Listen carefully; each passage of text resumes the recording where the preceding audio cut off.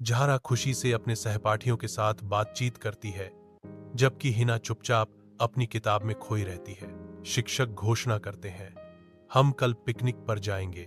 बच्चे खुशी से उछल पड़ते हैं, क्योंकि झारा उत्साह से सभी के साथ पिकनिक की योजना बनाती है। ऊबड़ खाबड़ पहाड़ी इलाके में एक अचानक गलत कदम झारा को नीचे गिरा देता है। झारा की निराशा भरी पुकार पहाड़ों में गूंजती है, कोई तो मदद के लिए पुकारो, मैं गिर गई हूं।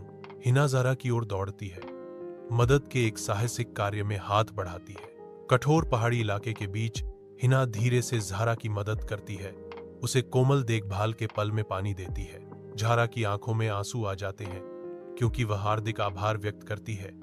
हिना, तुम मेरी सच्ची दोस्त हो। बाकी सब मेरे साथ हंसे, लेकिन मेरी मुश्किल में सिर्फ तुम मेरे साथ खड़ी रही।